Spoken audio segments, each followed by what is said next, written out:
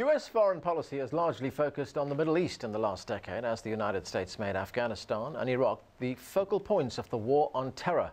The U.S. presence in Afghanistan has brought a great deal of change to that country, especially for Afghan women. But it's not change that all Afghans have embraced. CCTV's Maeva Bambuck set out to discover what U.S. foreign policy looks like on the ground in Afghanistan. Becoming one of the first female surgeons in Afghanistan could have been Dr. Azizi's greatest achievement. But as director of the top midwifery school in the country, she's taken on her biggest challenge yet: bringing care to newborns and their mothers in the country with the highest infant mortality and childbirth mortality rates in the world.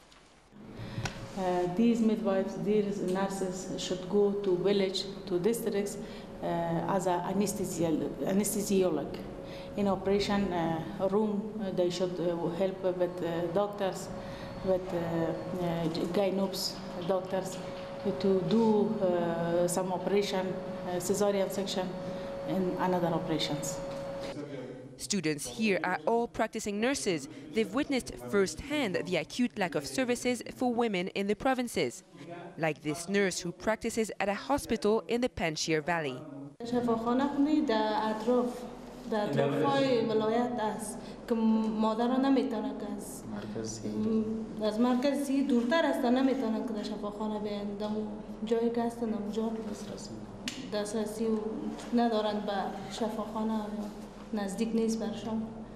Training programs like this one have not only saved lives, but also emboldened women to embrace nursing careers. Dr. Azizi has seen the number of midwives grow from just 600 10 years ago to 32,000 today, and she has the United States to thank for it. The donors support us, for example, USAID support Ministry of Public Health to train this 3,000 students. Giving Afghan women better life opportunities has been one of the significant achievements of the 10-year U.S. presence in Afghanistan. But the war has grown unpopular here too, especially for those who had to flee their homes to escape the fighting. 2 years ago, Artal Mohammed gathered his 9 children and his wife and moved to this camp in Kabul.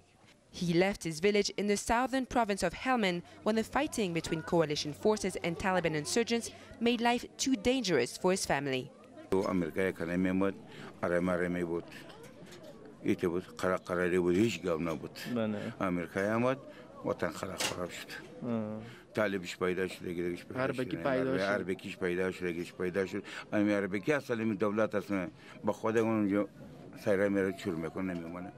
Here and in all the other camps around Kabul, approximately 35,000 Afghans displaced by the war are gearing up for the cold month. Winters are mild in the south, where they once lived. Not here. 28 children froze to death in those camps last year. All Afghans have been affected by the presence of U.S. and coalition forces in the past 10 years, either in positive or in negative ways. One thing is for sure is that the U.S. invasion has dramatically changed the dynamics of this country, and so will they pull out. Nasser Hakimi's real estate business is already feeling the consequences of troops withdrawing from Afghanistan. Foreign contractors are leaving along with them. 2 months ago, he gave us a tour of this large house that had gone on the market after the British company renting it packed up and left. When we drove by yesterday, the windows were boarded up. برآمدن نیروهای خارجی از افغانستان است که تاثیراتش بالای تمام کاربار در مجموع مردم افغانستان است. چیزی که مؤسسات داخلی و خارجی که میخوان اقتدارش میبرند تا 30% 40% در خرید و فروش تغییرات است فعلا. Kabul businessmen like Hakimi may regret the United States departure in 2014, but like all Afghans, they will have to make do, for better or worse. Maeva Bambuck, CCTV, Kabul.